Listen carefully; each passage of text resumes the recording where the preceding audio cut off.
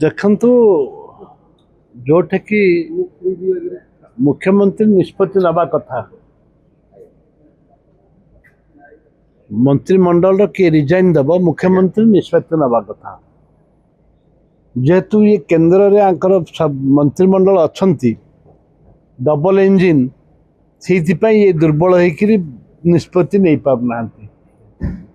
ମାନ୍ୟବର ମୁଖ୍ୟମନ୍ତ୍ରୀ ଦୁର୍ବଳ ଅବସ୍ଥାରେ ଅଛନ୍ତି ନିଷ୍ପତ୍ତି ନେଇପାରୁନାହାନ୍ତି ଏବଂ ଶକ୍ତିଶାଳୀ ଅଛନ୍ତି ସ୍ୱାସ୍ଥ୍ୟମନ୍ତ୍ରୀ ଦିଲ୍ଲୀରେ ତାଙ୍କର ମନ୍ତ୍ରୀ ଅଛନ୍ତି ସେ ସବଳ ହେଇକିରି ଅଛନ୍ତି ଇଏ ଦୁର୍ବଳ ହେଇଛନ୍ତି କାହିଁକି ଗଲା ସରକାରରେ ମୁଖ୍ୟମନ୍ତ୍ରୀ ନିଷ୍ପତ୍ତି ନେଉଥିଲେ ତାଙ୍କ ମନ୍ତ୍ରୀକି ବଳି ପକାଇଥିଲେ ଏ ସରକାରରେ ସେ ସରକାରରେ ଯେଉଁ ଅବସ୍ଥା ଏ ସରକାରରେ ସେ ଅବସ୍ଥା ସେ ସରକାରରେ ନିଷ୍ପତ୍ତି ନିଆଯାଇଥିଲା ମନ୍ତ୍ରୀ ବିଦାୟ ହେଲେ ଏ ସରକାର ନେବାକୁ କ'ଣ ହେଲା ଏ ସରକାର ବି ମନ୍ତ୍ରିମଣ୍ଡଳରୁ ଇଏ ସ୍ୱାସ୍ଥ୍ୟମନ୍ତ୍ରୀ ବିଦାୟ ହେବା କଥା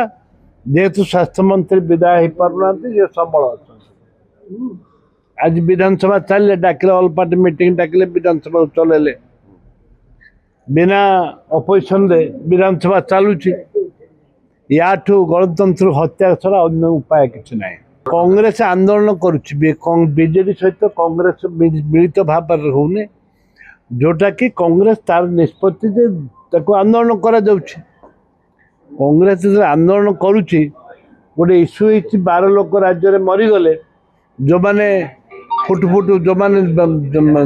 ମେଡ଼ିକାଲକୁ ଚିକିତ୍ସା ହେଇକିରି ଭଲ ହେବା ପାଇଁ ଯାଇଥିଲେ ସେମାନେ ମରିଯାଉଛନ୍ତି ଏ ପରିସ୍ଥିତିରେ ସରକାର ଯେଉଁ ନିଷ୍ପତ୍ତି ନେବା କଥା ନେଉନାହାନ୍ତି